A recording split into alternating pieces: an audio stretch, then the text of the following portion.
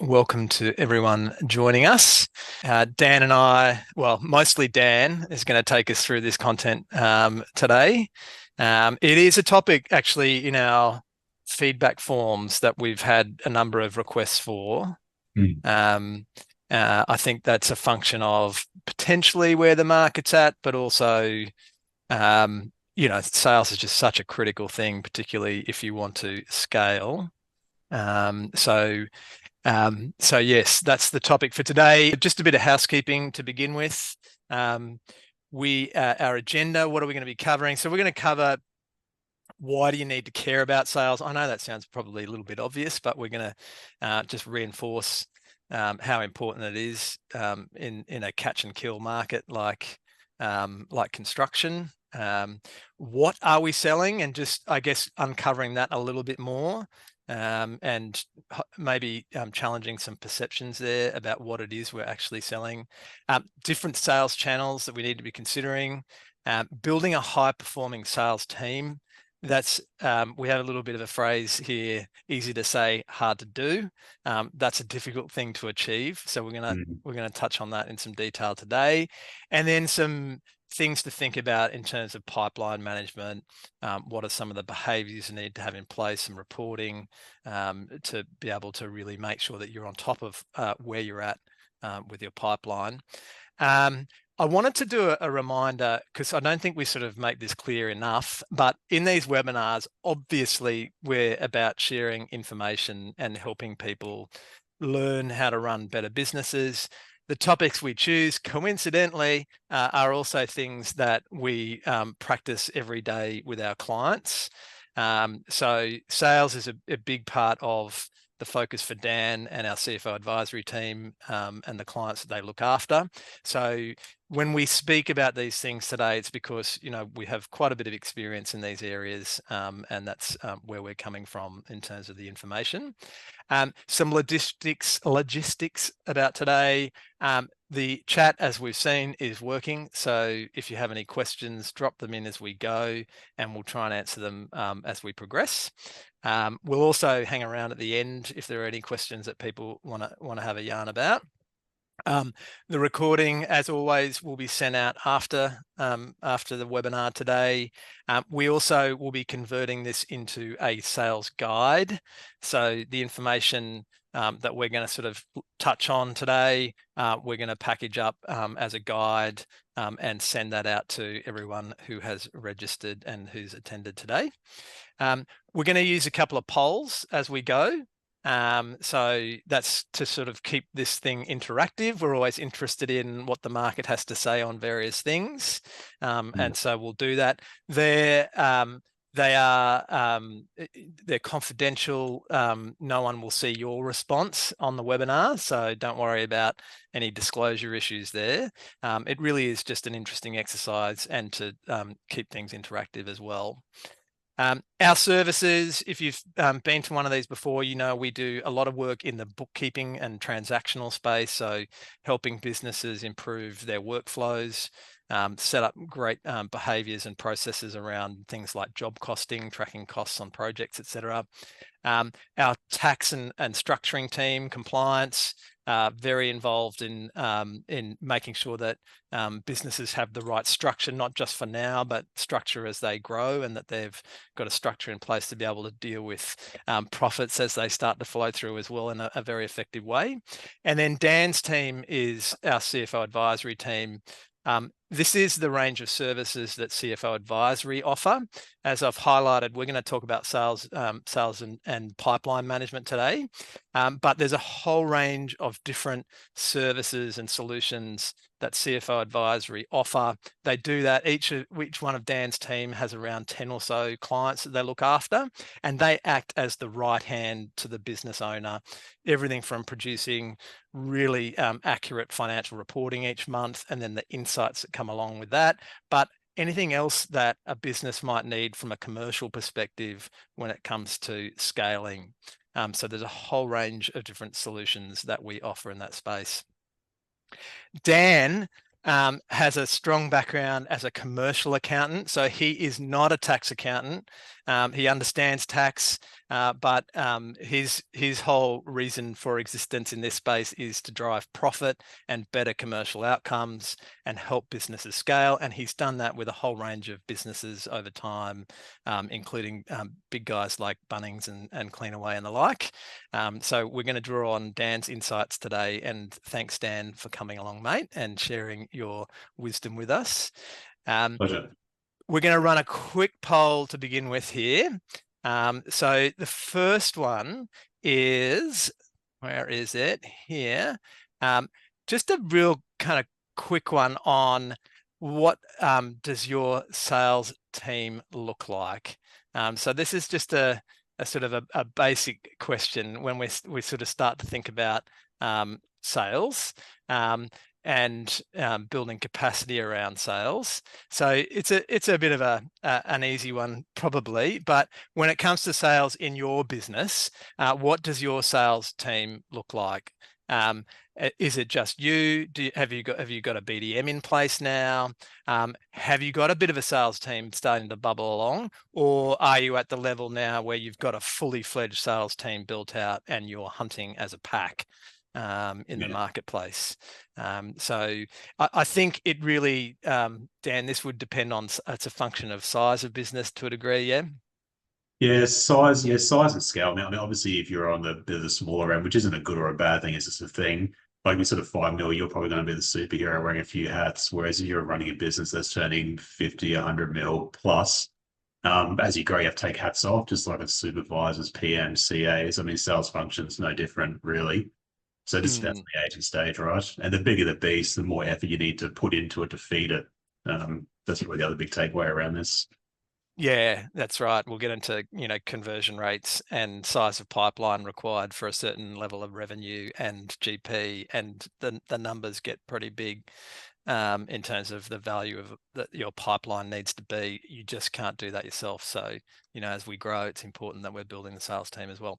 Okay, I will end that poll. I'll share those results. So yeah, interestingly, I think a function of who the crowd is, we've got 70% of the people on the call at the moment are the salesperson exclusively in the business. We do have 11% though, have got a BDM, and it's good to see a bit of a sales team presence as well. So nearly 20% of people on the call have already built out a bit of a sales team. And so hopefully some of the content we're going to touch on today is going to be really relevant for you guys. Okay, that's it from me. Dan, I'm going to hand over to you so we can get on with the meat of the show. Yeah, fantastic. Thanks very much, Phil, for the warm intro. And everyone, as always, thanks for making a bit of time coming onto the presentation as well. Hopefully everyone can see that on your side. And Phil will jump in and pull me up if there's questions along the way. But yeah, please make the most of this too. So drop in, ask questions, be interactive. That's how you'll get the most out of this whole process. So everything I'm going to cover today is around the lens of scaling a business. So either going from 2 to 5 to 50 to 100 million. There's no right or wrong answer here. It just depends on your appetite and where you want to go. I'm just going to introduce a lot of concepts into this and talk about some of the tools and processes and items that you need. Sales isn't a silver bullet process at all. It's all around building relationships, understanding what you're selling, finding the values alignment between what you're offering versus what the client wants. How do you track and manage that? And then obviously what skill sets you need in your team to obviously close out those deals too. So obviously less so a technical expert, more around EQ. In particular, making the client feel loved, warm. I mean, sales are similar to dating, right? Like you want to make them feel important, vice versa. That's how you get the win and get the deal. So I'm just going to apply the assume nothing rule in this and sort of build up, to the outcome as the slide deck goes through. But again, please drop in questions as we go. So the first thing is, why is this sales essential in construction? Well, ultimately, no projects, no revenue. That's pretty clear, but let's just flush it out from the onset. You can have the best back-end systems, tech platforms, people, et cetera, et cetera. But if you haven't got top line revenue coming in at the right margin, obviously everything folds pretty quickly. And obviously that introduces a lot of cash as well to keep the business moving. Construction generally, and this is generally is a catch and kill model. So what that is, unlike say Telstra where they sell phone plans, so they get a recurring direct debit from you, me, whoever it is, $100 a month. that goes for 3 and 4 years until they sort of cycle the client out. Then they go to Vodafone or somewhere else. Constructions is quite the opposite. So you have to do fight, I guess, tooth, claw, nail to win each of your sales in there. And it's very intimate. It can be drawn out. There's a lot of hours that go into it, but it's just understanding it is a catch and kill. So it's a bit of a point to point. And then ultimately, sales and production and outputs and I guess project delivery, it's all very delicate. So obviously you have to have sales coming in the door at all times, like a tremendous amount of leads, projects, and shove them through that sales funnel to obviously land a contract, and then away we go. So you have to win projects continuously to absolutely stay in business, whether you're a trades-based business or construction, civil, whatever it happens to be. So the first concept I really, really, really want to ingrain here is just understanding what you are selling. And this piece is super important. So this is called the value proposition, I guess in the business world. So what you're selling isn't just the build. For example, I want to give someone on the line here, say $3 million to building my dream home. I approach 2 or 3 builders as is pretty standard. So I narrow it down to 2. I've got 2 Master Builder Award winners, et cetera, et cetera. Both quotes come back to me. One says 3 million, one says 3.1. I'm highly emotional. I'm going to give someone a lot of money. And then I talk to each of the builders and I say, well, why am I buying you? And commonly the response I get back from prospects or, people I speak to in the market is they go, well, I'm the best. I'm like, well, that's fine. Old mate says exactly the same thing. What does that mean? What does I'm the best mean? Oh, well, I do a good build. Well, that's why I'm talking to you. I've screened out, 10, 15 other builders. Like, what does that mean? So where I'm edging into here is what is your value proposition? And it's really important to really understand that, because if you understand what you're selling and what they're buying, it isn't just the build, but what does that mean? For example, if I want to buy a building off anyone here on the call or engage a trade or a plumber or whoever it is, it's going, well, if I give you this money and you say you can deliver it by this date, can you? Show me a history that you can deliver in full on time. So that whole concept is called DIFOT. So it's borrowed from manufacturing, but building construction is exactly the same thing. So can you deliver the project in full and on time? There's not going to be any, I guess, dodgy landscaping done, anything like that at all. Can you deliver it by the PC date? Yes, no. Setting up clear rules around how the process runs. Like, I've never spent $3 million with someone before. How are you going to keep me informed that we're on track and on time? Well, we have a really sophisticated function that does X, Y, Z. We'll give you weekly updates. We're high communication. So you're buying trust and assurity that will keep you well informed around your build. That's what else they're buying. The other piece you're selling to them as well, which I think is really undervalued in the market, is your supply chain. So what that is that you have really strong relationships with obviously materials providers and sub-trades as well. So that's obviously what they're buying off you too. Like, you're not going to, I guess, hire old man electrician off the ground you've never bumped into before. You're about to take on your biggest project. You'll commonly have a suite of trades behind you who you've worked with for a while, who you love, who you know. They're going to prioritize you. And the philosophy I use behind this is that, say it's Xact construction, they pretty much wear your brand without wearing the brand. So you have a values alignment between yourself and your trades. They prioritize you as the builder. And if you say, hey, I need these trades here at XYZ, that's not going to slow down the overall build. And it's going to keep them accountable to coming on site and I guess helping you deliver that project in full. And that's what I'm buying off you. So we have a strong supply chain and network behind us who we know, love, trust, have alignment to our values, et cetera, et cetera, et cetera. So you're going to get a surety that we're going to deliver our project to the highest quality standard. That is part of the value proposition as well. And the final piece is all business is that it's just a big fat game of risk and pricing risk. So how are you going to manage the risk from your side? For example, provisional sums or, the no surprise rule. Like, I'm not going to hit you with a stone claim 11 months after we sort of strike rock. That's going to be 150K. Like, we'll tell you immediately as soon as it happens. The risk management piece is going, well, hey, these are the risks in the contract. These are the things that we're PSing, PCing, coaching the client through. We are the expert. That's why we're doing it that way. As far as like the supply chain goes and the risk management goes, hey, our chippers you have in place, we've had them for 4, 5, 6, 7 years, yada, yada, yada, yada. We know each other. We know how it works. So we can deliver the project in full and on time. So what I'm trying to get past here is that you're not just selling the build, but you're obviously selling the strength of your brand, the strength of your network, the surety that you can deliver, because there is still a bit of fear out there around the building construction space. So if you haven't run down that exercise before, it's just called the value proposition. So absolutely be clear on that. Don't just go, yeah, we're the best because everyone says it. Yeah, so just be really clear on that. Now, the other side, we now talk about the client. So the concept I use behind this is you might be selling the best toaster in the world. It does all the things. It's amazing. You're absolutely amazing at it. But the client's after a pizza oven. Both heat up the bit of food. Both can cook. But if you haven't got that values alignment piece in there, you'll absolutely lose deals in the background. So part of it is either sort of tweaking the pitch or understanding what the client wants. So what do clients want? So the budget absolutely matters. So you might be the best builder in the world and you might have imported Italian bench tops, yada, yada, yada, yada. And you might give them a proposal that says, hey, here's a bill for 4.5. And it might be the best build in the world, but I'm saying, no, my budget's 3.2, 3.3. You'll absolutely miss out on the client. So I'm not saying the budgets are the be all and end all, but it's a pretty important component. But what the philosophy I'm trying to get here is that just really understand the client's needs and wants.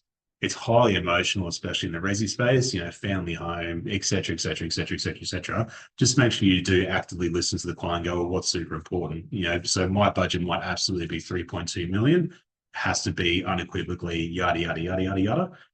Just make sure you do listen and resonate to that. So don't drop something in front of you that's 3.8. Or if you have to do that, make sure you do coach and advise and, make me feel like I'm the most important person in the world and just sort of coach and guide me through it.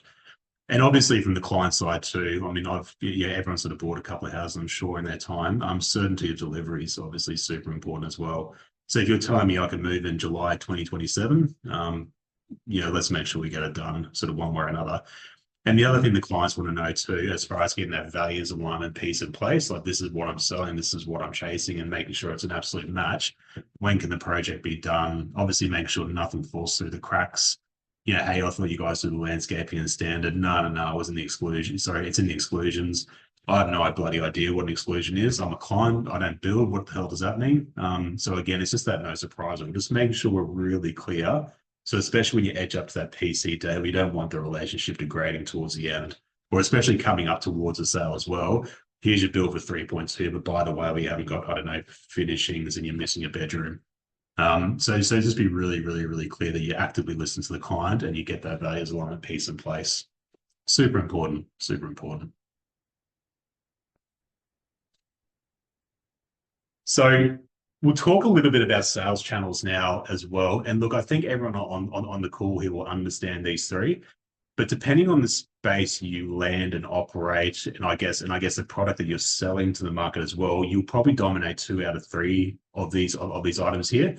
For example, if you're a large civil builder or you do bloody big tunnels for the government or the rest of it, you're going to spend your entire world, time, etc., in that tender space.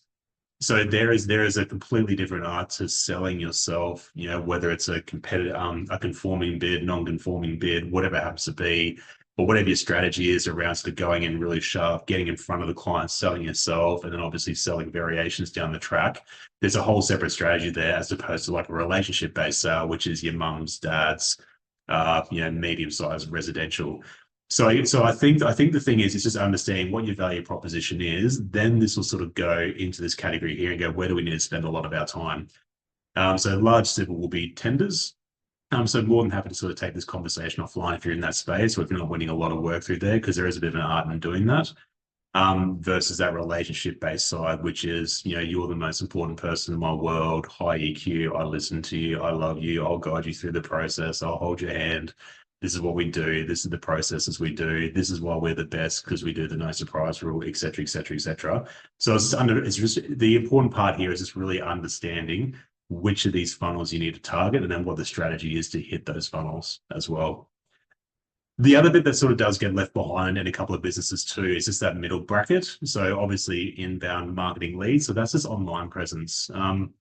To be honest, if you're in business, again, depending on your size and scale, like if you're a large resi builder sort of hitting 20% margins, you probably should be spending about 1 to 2% on advertising collectively. So that's across websites, SEO, online presence, ads, Instagram. And again, that's just a bit of a guide. But I mean, if you're turning 10, 20 mil, 2% is a pretty decent chunk because people will look you up too. So there's a book that I read a while ago, and there's something like, 9 to 13 sales touch points is what a client needs, especially the relationship-based sales go, yep, I'm going to give this person a crack. And it's going to be either, on Instagram, Facebook, website. You might have a wrap around a house. I've seen you at this event. I've seen your car drive past twice, yada, yada, yada, yada, yada. And clients need that sort of real warm up, especially in that residential market to go, yep, I trust this person, guy, girl, whoever it is. I'm going to give these people a bit of a crack. So please definitely don't leave that middle bracket behind. There's a lot of goodwill in there. I'll talk a little bit later on around how you sort of track and manage and measure that piece. But yeah, definitely don't leave that one behind. It's an absolute game changer. If you pump a bit of time, effort, money into it, then measure it, especially the lead conversions.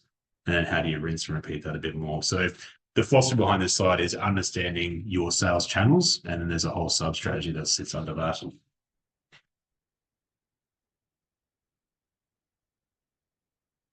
So this here's just a bit of a flashcard to go, well, how do we build a high-performing sales team or a high-performing sales function?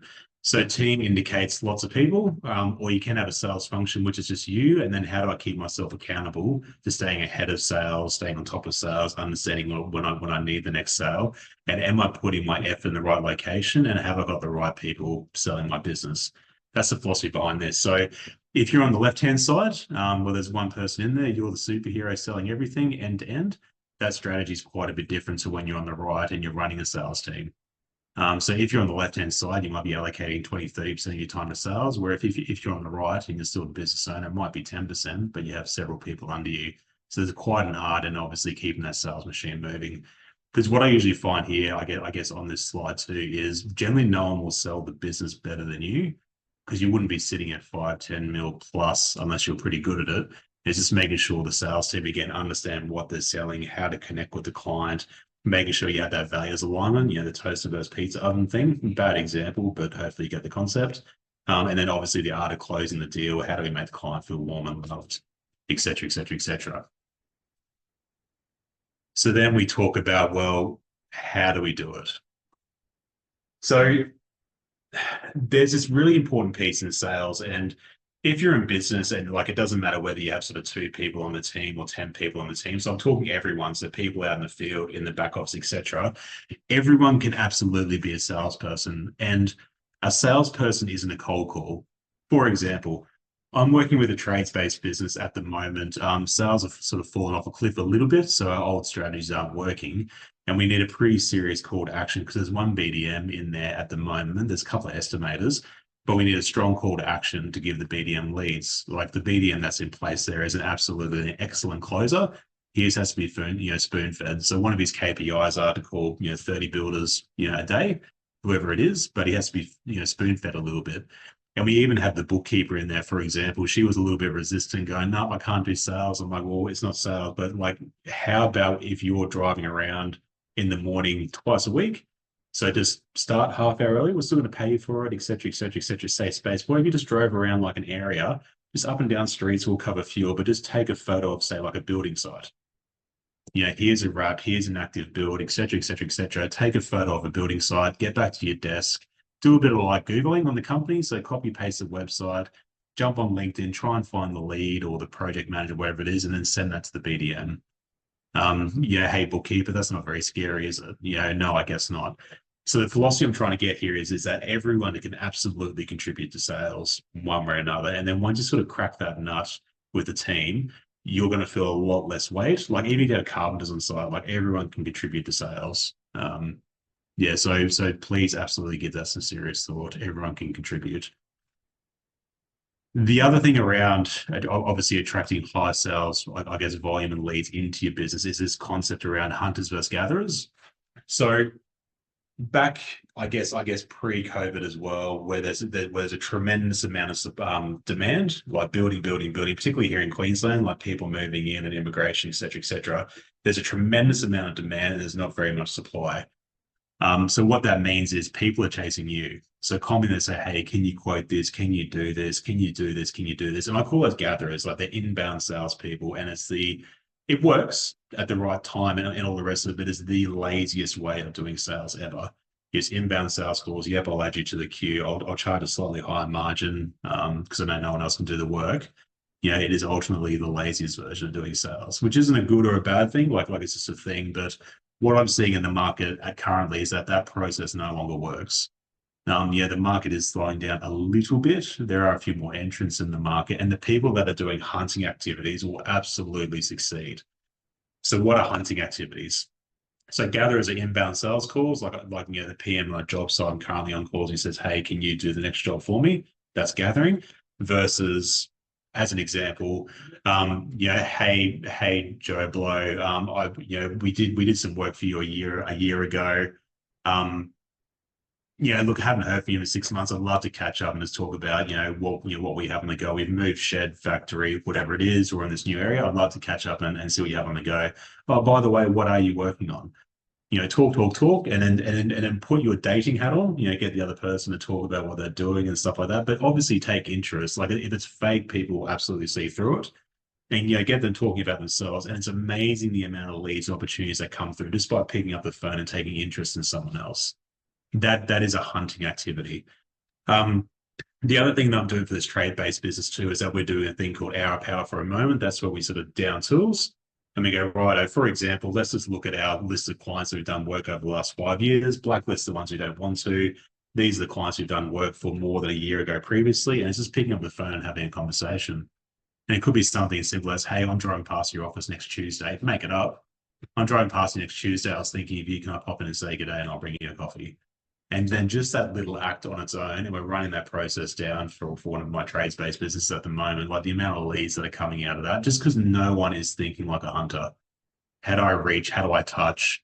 It isn't calling and then 10 seconds later, hey, what work have you got on the go? It's obviously making them feel good talking, and then obviously the leads follow. So especially over the next sort of couple of years, Olympics and all the rest of, that whole hype train, absolutely start thinking about hunting activities.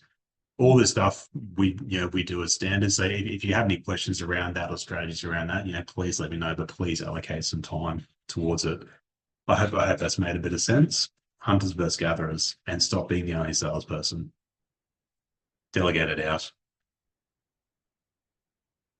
So if you are building a high performing team, sorry, a high performing sales team, the skill sets that you need for a salesperson versus an engineer versus a builder versus a chipper are all going to be wildly different.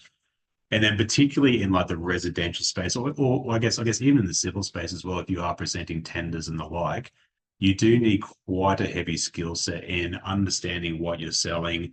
You do need to have a bit of technical expertise around the buildability as well, but having tremendous amounts of emotional intelligence is super, super, super important. So what emotional intelligence is going, hey, if I say this, how's the client going to react? Part of it's talking to your audience too. So something as simple as, if you're, and again, I'm generalizing here, but if you're speaking to like a light-mannered family that don't understand construction, I don't know, say the wife or whoever is taking the lead for whatever it is, like even just raising your voice an octave and just being gentle and soft and go, hey, do you understand what I'm talking about here? All that is EQ. So talking to your audience versus if you're building a building for a construction manager for someone that's working at, I don't know, whoever, TEAS, etc. Obviously, the language you're going to use with them is going to be quite different to that. So that's the EQ piece. Like you're still going to communicate the same thing, and you're going to want the same thing, but it's a method of how you do it. That's the importance of the EQ side. And the biggest thing, like I've mentioned a couple of times, is almost treated like dating. They want to feel like the most loved person in the world. Try and think about, if I say this, how are they going to react? You have to make them feel good. You have to build the trust. And then once you have the trust, so you have to earn the trust. It's not just automatically given. Once you have the trust as well, and then they lean in, I mean, you're probably over half, probably 50, 60, 70% of closing out the deal, assuming you can obviously land the build within budget too. So communication skills are absolutely king there. Building trust, that is an art on its own. So usually to build trust, you have to be open, honest, integrity. Obviously, don't lie. If you're going to do something, go, hey, I'll get this quote to you by 3 o'clock tomorrow. Deliver it. That's how you build trust.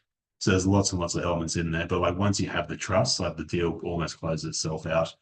And the final piece is understanding what you're selling. So if you do have a sales team under you, obviously you as the owner, builder, whoever you are really good. But you want to obviously teach a team under you to be able to sell as good as you. So go, hey, this is our value proposition. This is how, particularly when you are approaching a fresh lead, this is what they're buying off us. Not just a beautiful building, but all the parts that go into it. We're sophisticated. We manage risk well. Yada yada yada yada yada yada. So that's who you need in the business. And they do exist. They are out there. They're I think, very hard to find. There's that whole blend of, people who are really good communicators, but have a good understanding of the product as well, of what the build's going to be about, and trying to bring to life in the mind of the client what it is that this project is going to be. You're taking something that doesn't even exist yet and trying to get them energized, get the client energized about what that will be, and then your ability to deliver that. So we're going to do another quick poll here. We're about to go into sort of pipeline management and some of the areas that we want to talk about there. So let's talk about, how are you tracking leads currently? In my head, that happens all the time. I heard a stat. One of the software providers was telling me a stat the other day that they thought that about 10 to 15% of the market currently uses a CRM. We often come across businesses that aren't using a CRM. There's been a lot of transformation in terms of people moving to estimating and project management software, but that next step into the pipeline side and plugging in what demand looks like still seems to be a missing piece for a lot of businesses. So in my head, in my email inbox, a note in my phone, I see that a lot. People in their notes section of their iPhone just smashing in contacts all the time. Spreadsheet. And it's good to see, and I'll end the poll now. It's good to see that we're over half of the attendees, 65% are using a CRM. Well done to you. That is the way to go. Alarmingly, though, we still have quite a few people doing other things. So 35%, if my math is correct there, using not a CRM. It is an existential thing. If you want to be on top of your pipeline, you need to be managing it in a proper system. We recommend you do that. Okay, Dan, back to you, mate. Yeah, thanks. Thanks everyone for contributing to that one as well. And again, I mean, there's no hardcore right and wrong version of this. I mean, there is a journey, there is a perfect state at the end. But I mean, especially as you sort of grow and scale, which is the context of this webinar, you obviously have to sort of slot in tech, people, processes to try and clear the brain space. That's the goal. So we're not trying to push in, more software costs or anything like that at all. You want to run a well-lubricated engine, not be the engine. That's the concept behind this, and in business too, overall. So if your CRM looks like this and you want to grow and scale to that sort of 20, 30, 40, 50 million, you'll absolutely run into some trouble. I can promise you that, because you will just run out of brain space. So what do you need? Implementing an effective leads tracker, or CRM, looks like this. So these are the features that you need. And again, a lot of people on the call already have, well, it sounds like a lot of people already have this under control. So please drop in notes if you think I've missed anything in here. But you need, I guess, a piece of software or something to capture the leads process. So a lead comes in, it's unqualified. What's the call that you have? What's the KPI to getting to a lead? Is within 12, 24 hours. Like for us at Xact, it's 24 hours maximum. Usually it's 12, same day if we get a lead coming through, because obviously then the client feels valued and loved, et cetera, et cetera, et cetera. The other piece is going, well, as the lead comes in, what is the temperature on that too? So are they red hot, ready to go with their finances in place, or is it a slower burn and it's just a website inquiry? The next piece is that once you do quantify the size of the prize and the opportunity, like is it a set of townhouses, or is it a $1 million cabinetry package, or whatever it happens to be, what is the stages that they do go through from unqualified to qualified to contracts to obviously landing a hot lead. The next piece around this as well, to try and empty your brain space, is taking lots of notes. So similar to the process I talked before around the client feeling loved and all the rest, is that the client wants to make sure you're listening to them. Because there's no point going yes, no, and then catch up the next time, ask them the same question. They go, hang on, this guy or girl's not even listening to me. So I can't stress how important the note taking is. Don't try and superhero it in the back of your brain, because again, this is around scaling. If you want to stay at a 3 mil turn or 4 mil turn, you might be able to sort of stay on top of that. But if you want to scale and grow, absolutely take notes, and then make sure you revise those notes before the next point of contact with the client. Read it, understand what was talked about, understand what they're chasing, and it's all around moving that deal forwards. So absolutely take notes in that CRM. And then the other piece I like in this too is obviously having something visual. So obviously we have a tremendous amount of unqualified leads. It then comes into qualified, and then obviously there's different stages around pre-finance, post-finance. What is the size of that budget? Obviously contract, or well, I guess quoting stage, contract stage, and sell. So what you want to do have in there is just make sure that leads funnel is gigantic. We don't want to have all of our leads and qualified and nothing down the bottom. It's that concept around the leads funnel and go, does that look red hot and strong and ready to go? So they're probably the non-negotiables I'd like to see in a CRM. And obviously they're tracked and talked about almost daily, to be frank, because if you talk about it daily, that's just how you move the needle. And as you grow people into your team, this system becomes even more critical. And things like the notes section, you need to have that in place so that you can see what sort of conversations your salespeople are having. Where are these deals actually up to? It's a good bullshit detector to know really where this deal's at. If the temperature isn't updated, the sales stage isn't updated, no notes are being taken.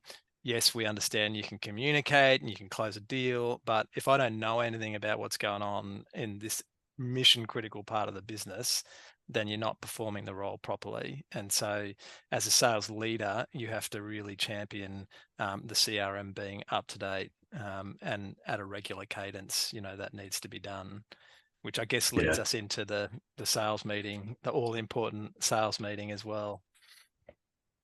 Just quickly to wrap out the CRM too, like every business has a scoreboard, which might be profit, right? But then as you sort of get bigger and you have sub teams, this CRM is going to be the scoreboard of the sales team. There's one number that matters, guys. We have to hit X sales per month. If you're in trades or a manufacturer, we have to hit these 3 or 4 build slots.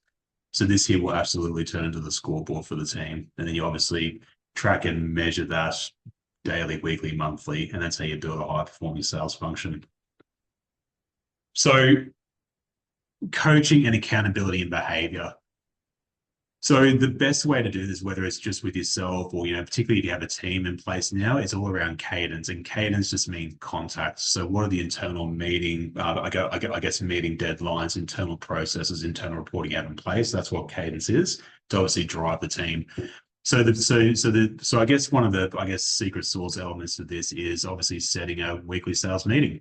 It goes from 10 to 11, obviously having a agenda in place, because one of the dangers I've seen with sales meetings is they can turn to a bit of a chat fest.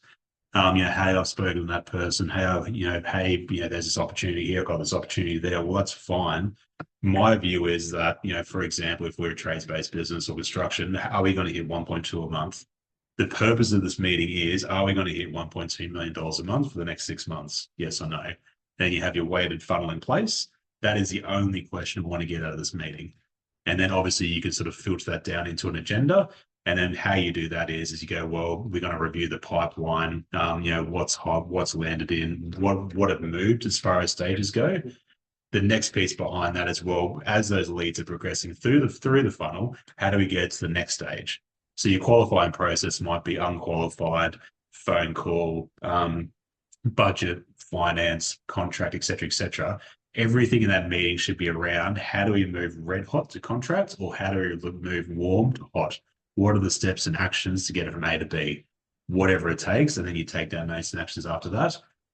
The other big piece I see all the time is just that old revenues vanity, profits sanity concept. Salespeople love talking about big fat revenue numbers. I've got this deal that's worth 8.4. I've got this deal that's worth 3.2, and they talk about it for weeks and weeks and weeks and weeks and weeks and weeks. It's just having a bit of the confidence in that to go that just it's cold. It's not in our skill set. We can't deliver that project.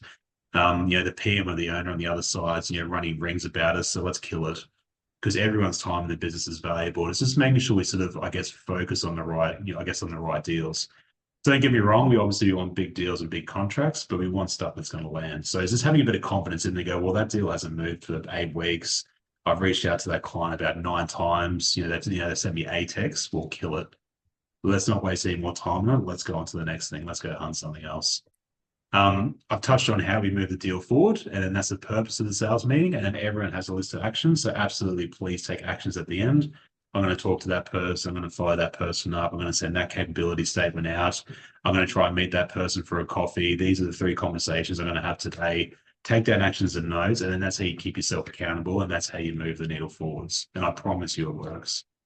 Yeah, So there's a lot of different agendas, sales agendas that you can use, but that action taking piece is really critical, so that you can then start the next meeting with, okay, this is a moment of truth. The sales meeting should be a moment of truth and accountability. How did we go? We said we were going to do this. How did we go with that? And you should be able to see evidence of that either through the CRM and the notes and activity that's happened throughout the week from your sales team, or you're getting a report from them in that meeting. And we do try and stay away from, we try and recommend that it's not a gunner. It is what has actually happened, like what actually happened through the week and what have you actually got booked in for next week, and very much around the activities. So sales calls, sales meetings, what are those things that actually happened, and what are those things you've actually got booked in your calendar for next week, as opposed to, as Dan said, the talk fest are, I'm thinking about doing this, or there's this great deal that I'm working on. Yeah, but what have you actually done? And trying to really breed that accountability into the sales team. Yeah, perfect. We'll just cut through the noise, and it's all around actions. What are we doing? What are we chasing? Who are we meeting? Who are we seeing? Who are we following up? And it's obviously who, what, when, who's doing it, when is it, what is it? Pin that down and then rinse and repeat. And the process works. So this is a little pitfall just to be a little bit careful of. The final piece around this too is that if you're the owner trying to drive the sales teams, like don't miss the meeting, don't cancel the meeting. Make sure everyone rocks up prepared as well. Like even if you do like a little bit of like a 1-page, like fill this out, fill in those dates, fill in those leads. Because the last thing you want to do is get to the sales meeting and we go, oh, that date's wrong. It's an absolute killer. And I see it all the time. So make sure everyone comes in red hot, ready to go and going, well, how do we move this deal down the funnel? Yeah, time bounding the contribution from each team member as well. So we've got a set agenda. You get 3 minutes to talk, those sorts of things, just to really keep the urgency in that meeting as well. The Yeah, bow that's wave, Dan, talk us through the bow uh, wave. so the purpose of sales is to jam in work, jam in gross profit, less overheads, you make money. And business is all about the future. Have we got enough locked in? What's it doing? Where's it heading? Where's it going? So here's a little bit of IP that we have internally, which I'm happy to sort of share. But like with all these sort of sales activities, contracted works, red hot, what's warm, what's other. How do we sort of bring this into a format where we know the business is going to be okay? Like that's what we're building up to. When does the business fall off a cliff as far as revenue and gross profit goes? When does GP drop below the overhead line, in which case we're in a bit of trouble? When do we need our next parcel of work? So just really high, I guess at a high level, this is a tool that we use with our clients. This is pretty simply just like an area graph. So basically green is contracted work. That's work that's underway. We know the start date, we know the end date, we know the gross profit that's being delivered. The next thing above this is, well, what's red hot? What's red hot? Greater than 90% probability landing. And obviously it goes from there. Then it's obviously going to, warm, other, et cetera, et cetera, et cetera. So as we can see here, so this is a live point or close to. This blue line's the overhead. And as long as this green line is above the overhead, we know we're going to make money. Is it good money? Is it bad money? That's a webinar for another time or a conversation for another time. But based on the contracted work we have in place, we're going to be okay until June. And every conversation needs to go, well, how do we sort of push this orange one into the green one, or can we move the start dates out? And we want to keep that green line as high as possible, or we want to try and keep that green area graph as far away from that blue line as possible. Because the difference between the overheads and the GP here is the net profit. That's what that number is. So this would be like a sophisticated leads funnel going based on the contracted work we have in place, plus red hot leads, plus warm leads. This is called the bow wave or the bow wave concepts. So what does that wave look like going forwards? And we measure this every month. What's coming, PC dates move, et cetera, et cetera. When does the business fall off a cliff? So this is something that we run with our clients now, but that's sort of, I think, where every business needs to build to, especially in the BNC space, whether you're manufacturing, whatever. When does revenue and profit fall off a cliff?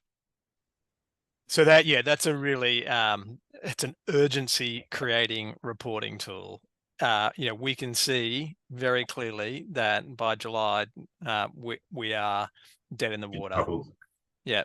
And so it's a great tool to be able to visually represent, how you're traveling in terms of where the pipeline health is at. Speaking about pipeline health, our next poll is about, now this is, I guess, just a flinch test and a bit of a test to see how well you know the value of your pipeline. If you're living and breathing this stuff all the time, you should be able to, on the top of your head, based on the reporting that you're getting regularly, you should be able to say, this is how much is in my pipeline right now. It's such a mission critical number to stay alive, and you should have a high degree of certainty around it as well. Clearly, there are going to be factors that are going to impact whether the contracts come in or not, whether how long the contracts get pushed out. We know there's always going to be delays and the like, and so that'll push out that timeline in the bow wave as well. But knowing the value pipeline every day you're alive is a really important thing to know when you're in a catch and kill kind of market. So it's really good to know that only 7% on the call don't know what the value of their pipeline is. So that's good. It's good to know. Most are sort of trending at that lower end in terms of pipeline value. So that we're agnostic here. Your pipeline value is relative to overheads. It's relative to what your GP and net profit targets are at. You could have a pipeline value of $1 million and it's just you, and that's great. But clearly, as you scale, that pipeline value needs to increase dramatically. So I'll stop sharing that, and Dan, back to you. And guys, don't be afraid of dropping questions as we go. Hopefully it's all resonating and singing along the way as well. But again, all we want to know is the future okay? Have we got enough work in the pipeline, or is there a strong call to action where we need more sales effort, like hiring more people or dragging more people in? Or as I mentioned before, with that trades-based business, how do we get everyone, even if they're thinking like 2% of a BDM or a salesperson, like how do we get everyone firing, contributing? That's the goal out of that. So if you don't have a sales team yet, and obviously if you're wearing several hats in the business, you might be on that journey between 5 and 10, or even up to 20. I've seen some people just do it themselves up to 20, 25. It's around building discipline and going, well, how do we sort of target effort, energy towards the sales piece and being focused on the sales piece, not getting distracted by it, and obviously keeping that sales process moving. So the best way to do it is just via self-discipline. To be frank, if you haven't got the discipline to sort of focus in sales, as far as like time blocking goes or being diligent with your calendar, if you don't have it, probably best to work with someone else, just pick up a salary and away we go. If you don't have a sales team yet, everything in here can be with the sales individual. So build out the CRM, build out the conversations you're talking to. If you're on your journey to 10 to 20 million, whatever that journey looks like, you probably still are the salesperson, and your brain will be getting really full with projects and tenders and project delivery and handovers and trades. Just start applying all these processes yourself, because it's a process that works. I've seen the process work. The CFOs of my team says it works. I've had 150 mil sales functions report to me, like it absolutely works. So to start those disciplines going, and the rest will follow. If you'll find the self-discipline's really hard, don't be afraid to sort of find yourself like a mentor, or I guess like an accountability partner. And it could be anyone. It could be like a project manager in your team. Just go, right, here's the agenda. Can you make sure I stick to it? If you've got a sales meeting with yourself at 10 o'clock on a Tuesday, like have someone in your business call you out if you miss it. Because it's easy to do lots of busy work. Like you have to focus on it if you want to move the needle forwards. Or it could even be a partner or a spouse or someone, hey partner, this is really important for us and the family and generating wealth and enterprise value. Can you please make sure I stick to this meeting? I even do it with my partner on occasion as well. Like, hey, this is really important. I know I can be dismissive on this sometimes. Hey partner, can you please make sure I do this? And it's amazing, like the amount of focus you get out of it. And then out of that as well is obviously, pretty regular pipeline reviews. So if you know your conversion rates are pretty good, 70, 80%, you can easily sort of back calculate the amount of work that you need statistically to win work. But when that pipeline obviously starts drying up, that's a call to action to go, hey, we need to change our strategy, adapt our strategy, or just push more time at it. One of my mentors back early in the game, and again, pardon the French here, but he said, look, Dan, sales is pretty simple. Do shit and shit happens.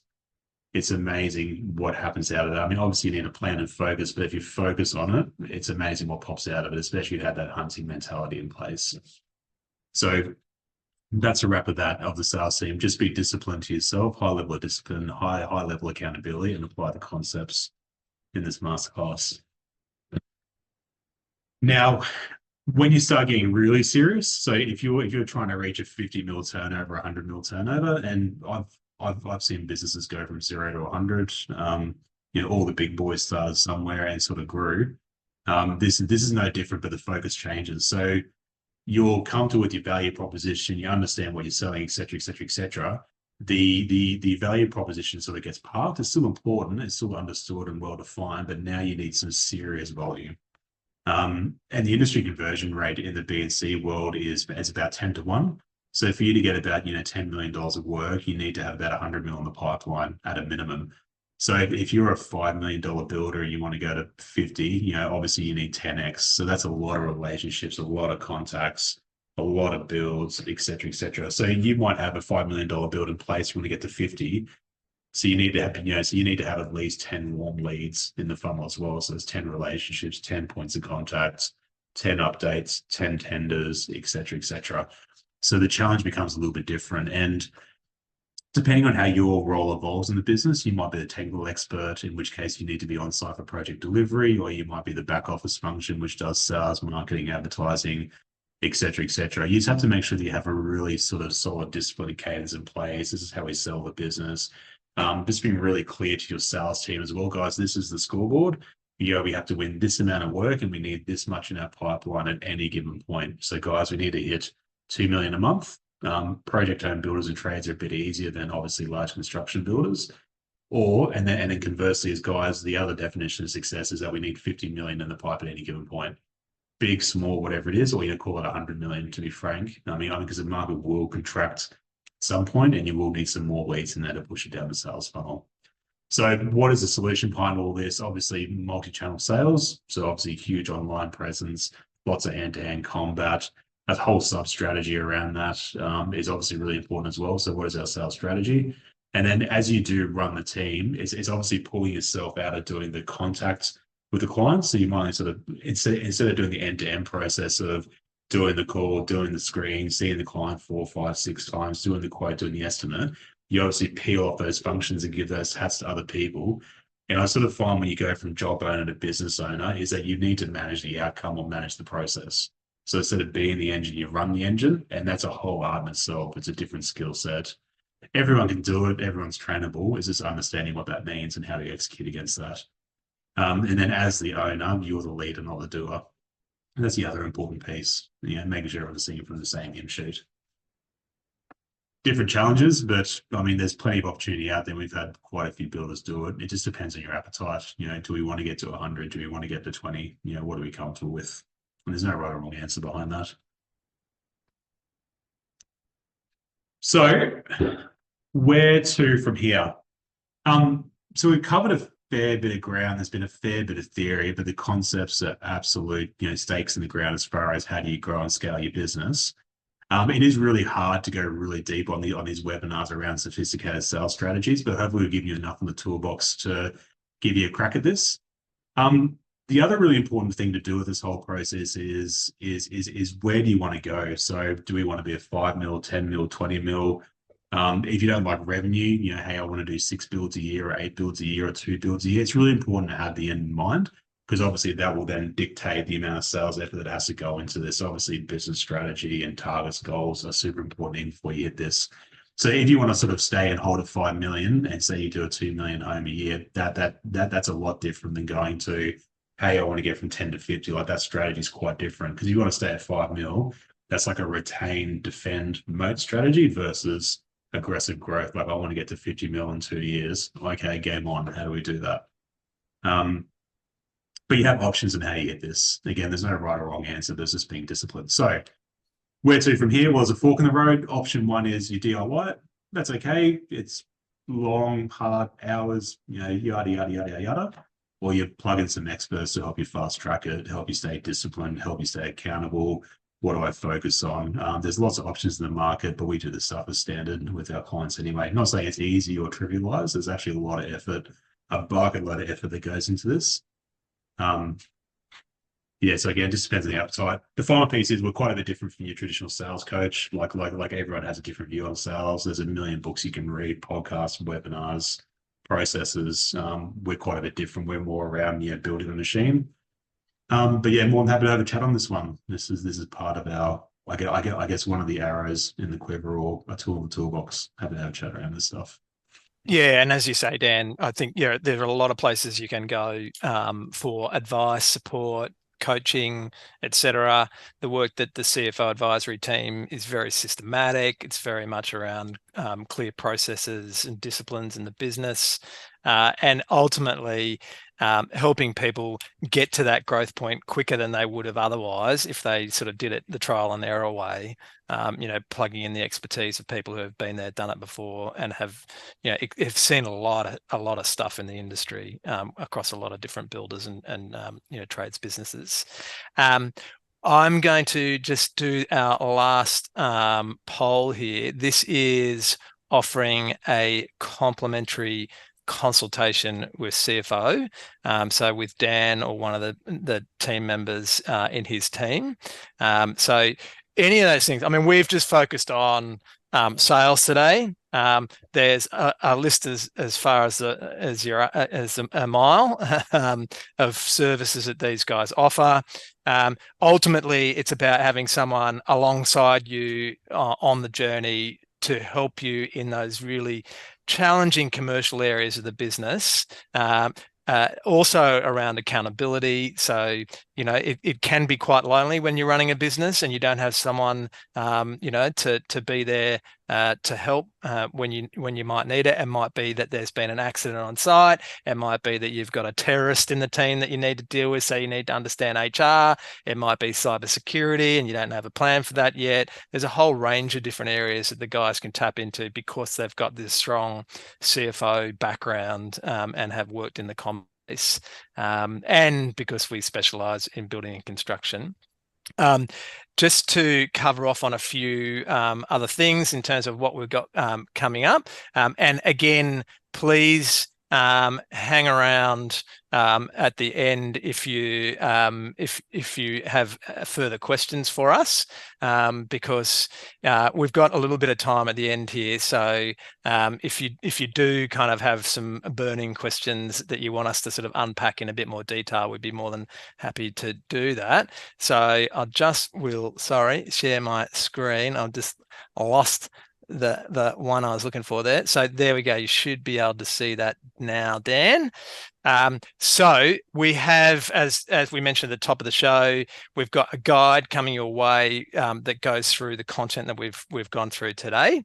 So just walking through that content in some more detail, and linking out to some of the resources that we've discussed as well, so that you can learn a little bit more about that. I think that's a good thought prompter for you to understand where you need to improve your business from a sales perspective.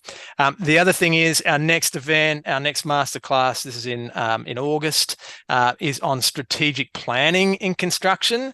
So this is all about building out a really strong plan, 12 months, 3 years, 5-year plan for how you're going to achieve growth, so that the decision making you're making day in, day out is aligned to that plan. You're not being reactive in your decision making, and also so you've got a really good set of goals and a vision for your team to get around as well, and that they can see that you have that discipline in terms of where you're focused on as a business owner. So we're going to cover that, and it's all about, I guess, unlocking this pathway from 5 to 50 mil and beyond. around a lot of businesses sort of around this sort of 10 to 15 mil wanting to go to 100. So we're going to be covering off on a strategic planning process around that. Finally, our website, we recently updated. There's a whole lot of different resources on the website, all of the events that we've done before, all the tools we use, pricing calculators, budget templates, some advice around things like job costing, how to calculate work in progress. All that good stuff is on the website. You can search by format and topic and go for it. There's plenty of stuff there for free for you to download and use in your business. Dan, thank you so much. That is the end of our official content. Any parting words that you want to leave people with in terms of the sales challenge and how they should approach it? Yeah, good one, Phil. Again, I don't want to be negative because I think the economy is soldiering on, particularly in Queensland, Australia. Like, we'll be insulated from it. I mean, part of it, and to get your beast firing, the big beast under you, obviously something clearly works. Otherwise, you wouldn't be here on the call with some success. I mean, it's just around discipline, focus, scale, the confidence to say no to dud leads, and then the way, I guess the secret to scaling business too is systems, processes, repeatability, scalability. Like that is the formula. And you've probably heard me say that a few times on a few webinars, but that mantra does not change in business. So just stay disciplined, stay focused, have the confidence to say no, build that CRM, clear brain space that will help you focus elsewhere in the business as well. Otherwise, I hope everyone enjoyed. Thanks so much for joining us.